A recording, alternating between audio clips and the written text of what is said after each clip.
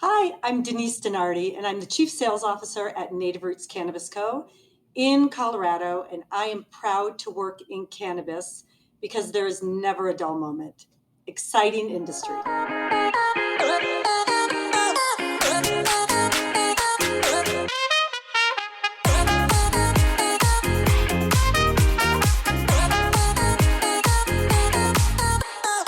Hey, everybody, and welcome back to the Proud to Work in Cannabis podcast. We took a 2-week break, and we are back with the back half of season 2. I'm really excited today to have a very special guest, Denise DeNardi, who I'm excited about because we've known you for a long time, Denise. Denise is the Chief Retail Officer at Native Roots, which is, I think, the largest cannabis company in Colorado, certainly one of the first to market, incredible retail experience. So, Denise, thank you so much for joining me today. How are you? I'm doing very well. Thanks for having me.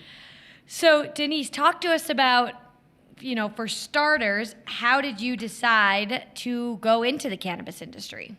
All right. Well, without giving you a plug, which I will, it was Great. so I came from the health and beauty industry and was in it for a long time. I started in health and beauty actually as a franchise owner of multiple retail stores from England, Natural Beauty, and then moved to a big multinational health and beauty company. And so I've always known kind of the wellness arena.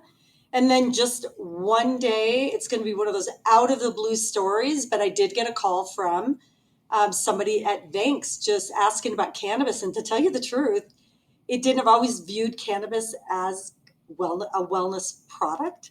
I know there's a lot of people that have the fun factor to it, but cannabis has so many benefits. And I thought at the beginning of the conversation, I'll hear what she has to say. And what year was this?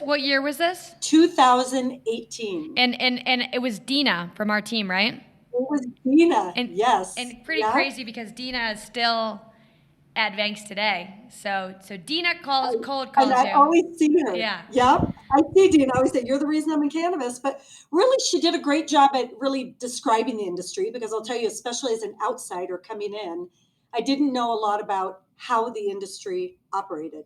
I was responsible for, 150 stores, really finding real estate expansion, opening them up. It's the complete opposite in cannabis.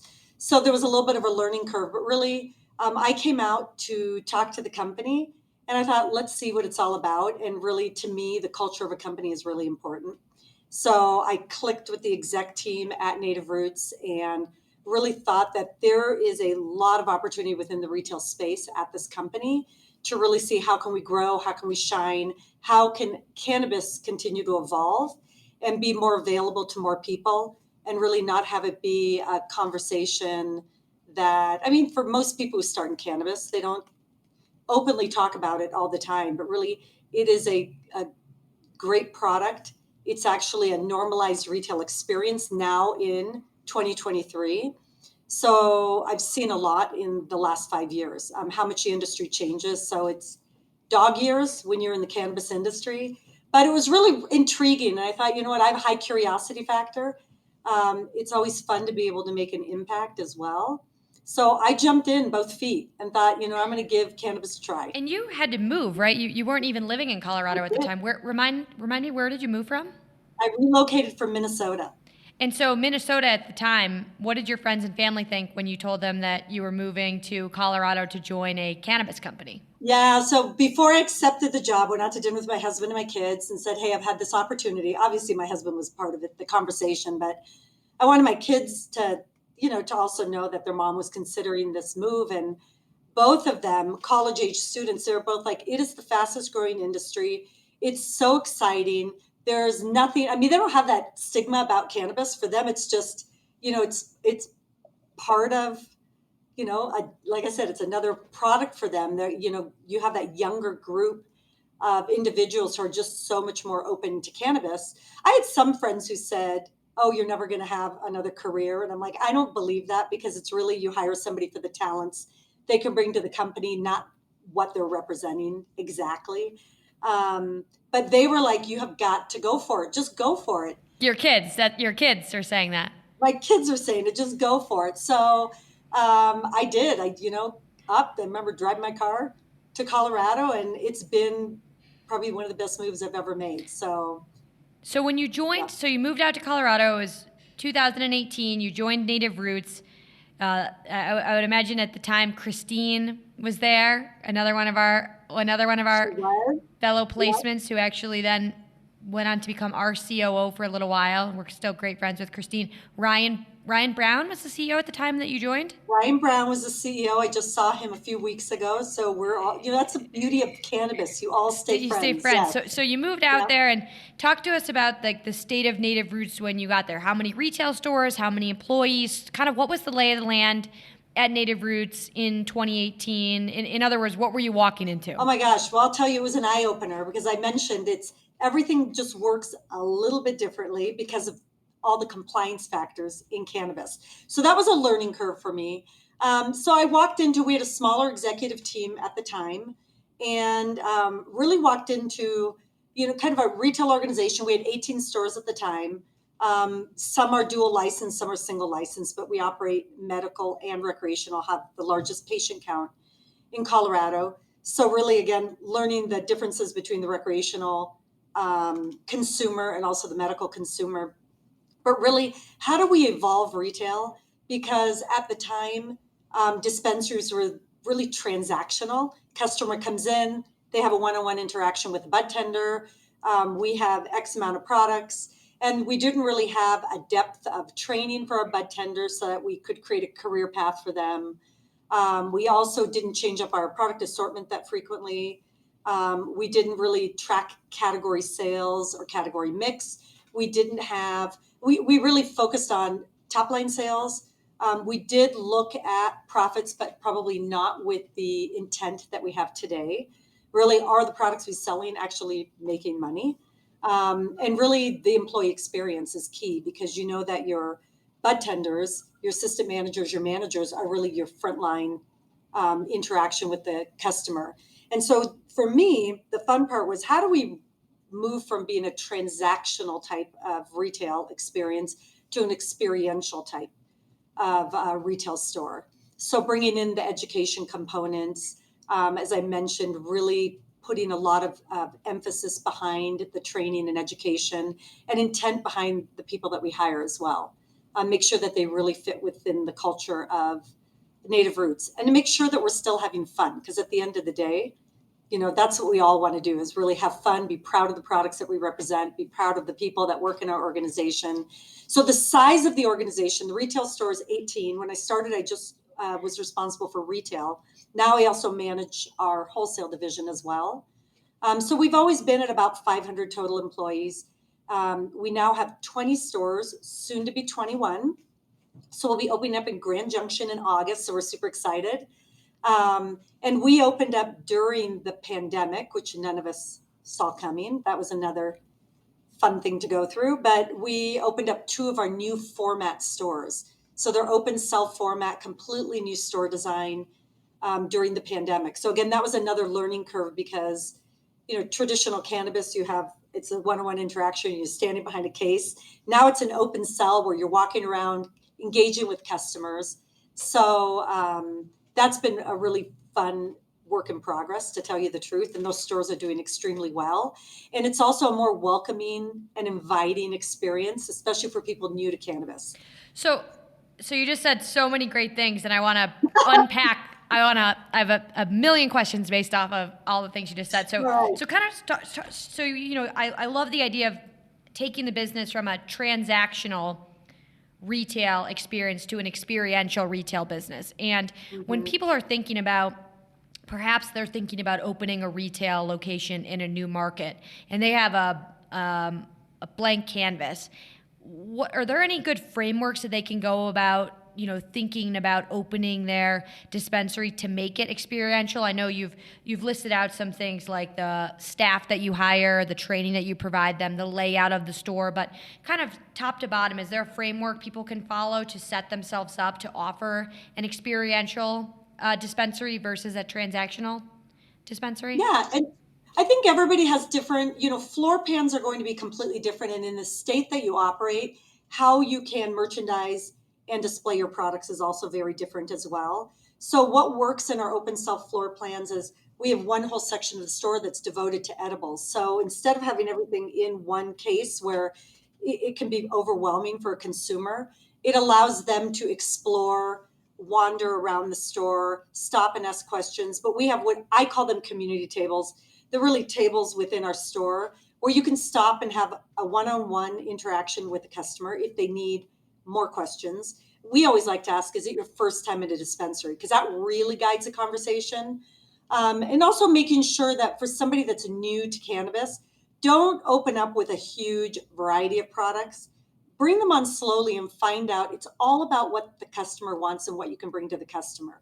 So really find out, because that can be an expensive process and tie up a lot of cash flow if you're just loading up your store with everything, because you'll have a lot of vendors that approach you. There's a lot of great products out there. So, it's different. Does somebody want to have, like maybe a women-owned dispensary wants to only feature women-owned products or products that have a social equity component to them. So I think everybody has their, really define how you want I always call it the personality of the store, but how are you defining yourself in the store? And then you have to make sure that your employees also are following that same definition. So, you wouldn't have a women-owned business with women-owned products and then all your bud tenders are male. So, really how to be able to communicate and the comfort level of communication. But, our level of education goes toward, really all types of things. So it's beyond, anxiety, depression, aches and pains, that type of thing, but really the wellness aspect. And people really are craving that information. You can do a lot of searching on the web. We were talking the other day even about, education on cannabinoids and terpene profiles, which you can get really deep into those conversations. And I said, we can even host like, groups of 4 where you really define what's the difference between Delta 9 and Delta 8. What does hemp derived mean versus a cannabis product and the testing and all that. So I said, there's so many avenues you can take, but to me, a community table is, in my mind, it's an area where people can sit, discover, ask questions, feel part of the community that you build within the store. So what does a new owner or a group, what kind of, what do they want to be known for? Some do want, there are some dispensaries that are purely transactional and that's their business model, but just make sure that it all goes together. But to me, in retail, really, the traditional retail, you want to engage and you want to increase the dwell time, the amount of time people spend in a store. So if you can design your store around that, it's ideal. Now, in our compliance world, we also have purchase limits, which doesn't exist in regular retail, but I'd say that's kind of the super long, short answer. No, I like the tip around like defining the personality of the store and really kind of sticking to that, because everyone will have their own unique story and how do you want your customers to feel when they enter. A tip that I didn't know, because I run a staffing company, so retail is very new to me, but a tip that I didn't know and a metric is increasing the amount of time they spend in the store. So I was always kind of thinking, and I obviously had it wrong, that you wanted to get customers in, get them their product, and get them out to then get the next person in. But can you talk more about that and the idea of keeping people in? Does that lead to increased sales and, higher quality sales and higher quality customers and all those downstream metrics? Yep, it's a really good question. So in a transactional situation, I'll say in some of our stores that are really built in the transaction model, that one-on-one interaction, we really have to coach our bud tenders to really make sure that your questions are open-ended, that you're understanding what the customer wants, that you're not offering products that are your favorite products. So that is a little bit, probably leans a little bit more towards transactional, but can be experiential if you guide them through the right questions. But really, dwell time and having, especially in an open cell floor plant, which when you look at most new dispensaries, they're all kind of leaning in that direction, to tell you the truth. But you really want, the longer somebody stays, they ask more questions, they discover more products, their basket size is higher. So you want to set a target for how big you want your basket to be, an average of, we'll say 3 products per transaction. And also your transaction value is also higher, because people understand. They may come in with the mindset of, I only have $25 to spend, that's all I'm going to spend. But then quality may win. They might spend $10 more for quality. So it's really, and again, it's all about engagement with the customer. So there are some people that are really good at really dialing into engaging with the customer and can have a faster transaction, but really increasing the time that people stay. It's especially in cannabis, where you want that comfort level. Now you always have your your regulars that come in and buy the same thing every single week. So this is really for people new to cannabis. But your regular, with them, you're always saying, this is what we have that's new, because they're really interested in what are you bringing in, new strains or whatever. So again, it's engagement, and they may spend a little bit more than they typically did. And it's always a fine balance on turning the customer. I'll give you an example. I was in one of our medical stores, and there was a wonderful gentleman who was, he finished his transaction and started taking pictures, showing pictures of his dog and all that. So part of and there's 2 people waiting. So part of our training is also, how do you now kind of disengage from that customer that, maybe this is like they're in the store and really they have nothing else going on that day, but making them still feel welcome. And they don't have to leave, but you can help somebody else and then go back to that customer as well. But it's developing those relationships with the customers that keep them coming back and builds loyalty.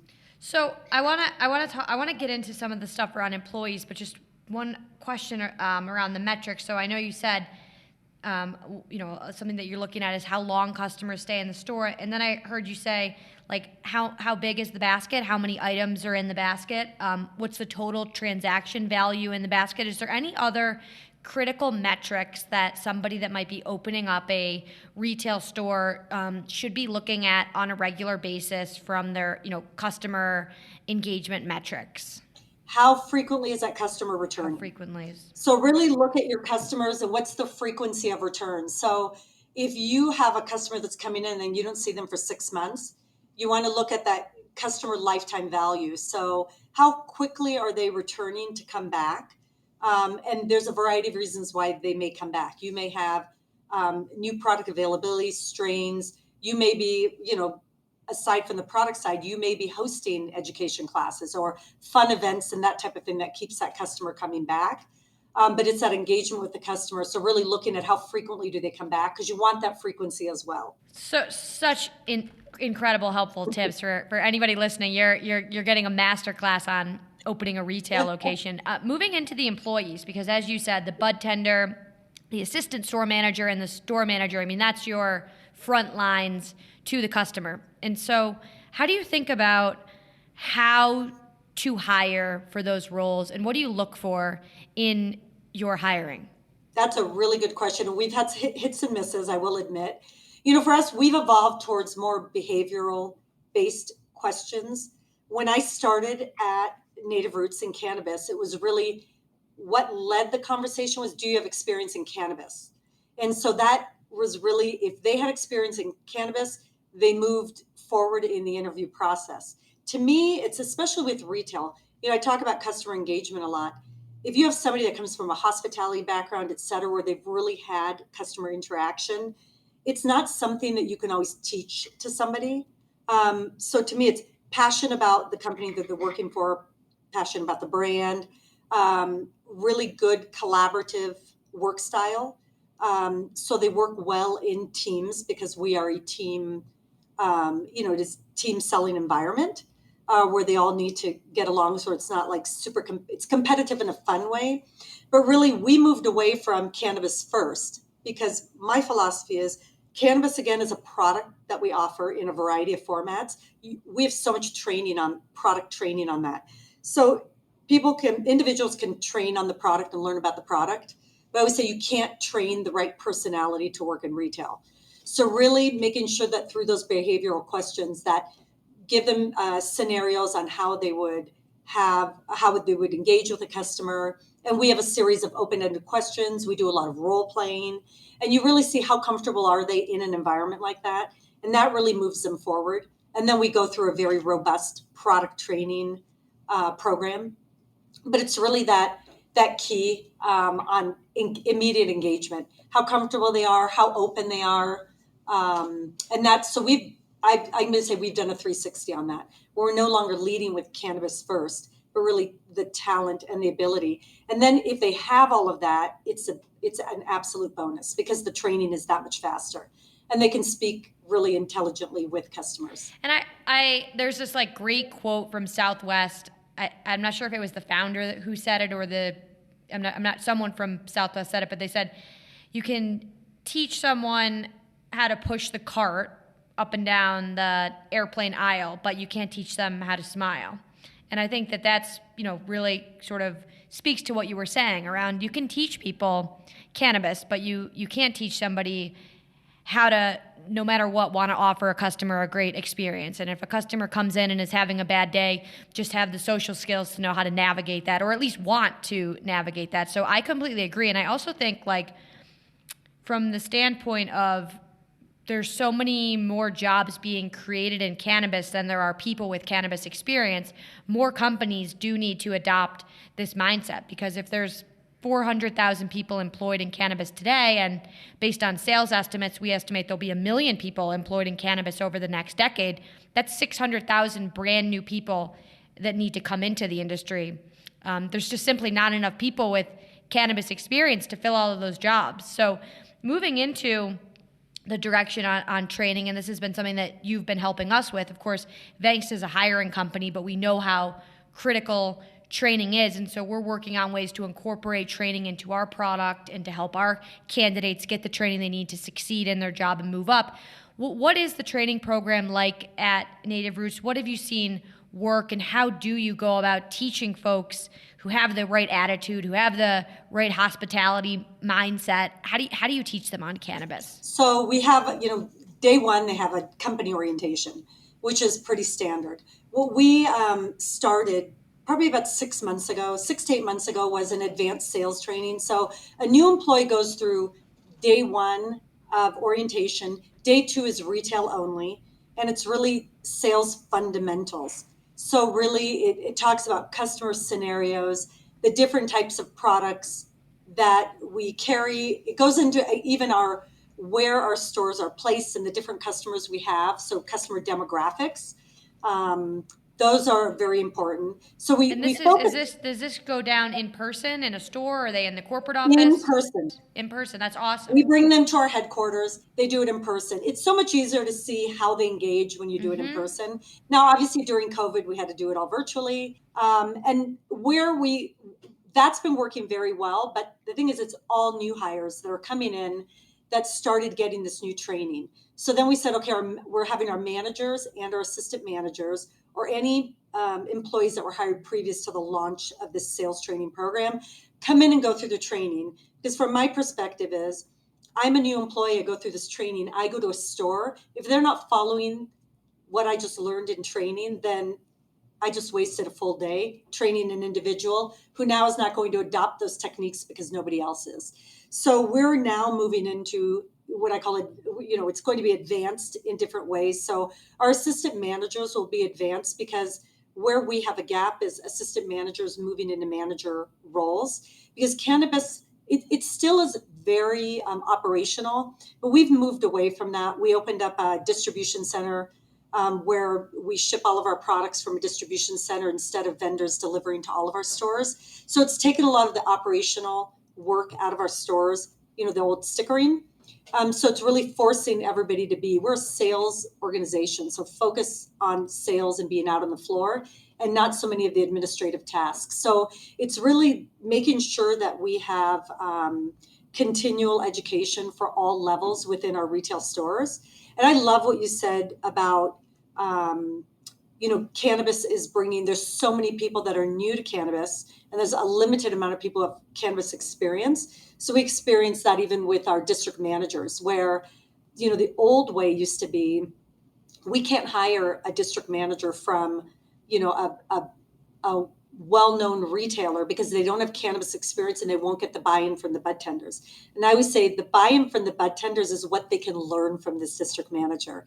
So it's really, I always say what's in it for them is what they can learn and how they can advance in their career within Native Roots or elsewhere in the cannabis industry. But it's what we bring to those individuals that's critical. And now, do you think that at your company, do you guys try to bring in folks at the bud tender level and then help them move up to assistant manager, district manager, or are you like you just mentioned, going out finding someone from a well-known retail chain and then bringing them in? Like, are you kind of hiring lower, or like how do you think about that? Well, right now we do train most of our store managers were assistant managers, were bud tenders. Awesome. So in that area, we've really done. We try and promote internally, have them start. Our director of retail came over from. He was a retail for a footwear company, and he started as a bud tender, and then was a store manager in training. Then he became a district manager, and he's moved up. He's been with us for 7 years, but he moved up in a really fast way because he was very open and eager to learn. He took a big pay cut to come into cannabis because he was so interested in getting into the industry. Again, this was 7 years ago, but it's really grown. So we want to make sure that they have the tools.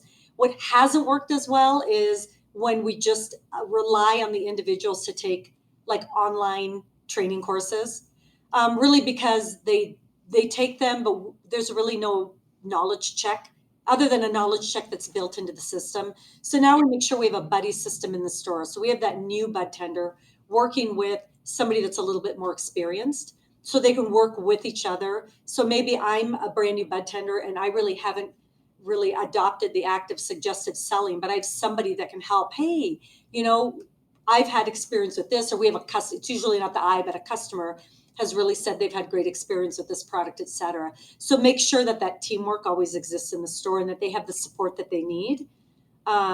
Because the compliance around cannabis sometimes, can be nerve-wracking when you get on the floor for the first time and doing the ID check. And we try to make it's really fun.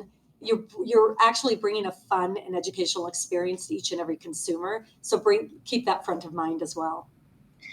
And I also feel like just like learning by doing, at least in thinking of myself, is so much more effective than watching something on the screen. So being able to come in, know that I have a buddy that I can partner up with, I can watch them and then mimic them. I feel like that is so much more inviting than just like watching a course online.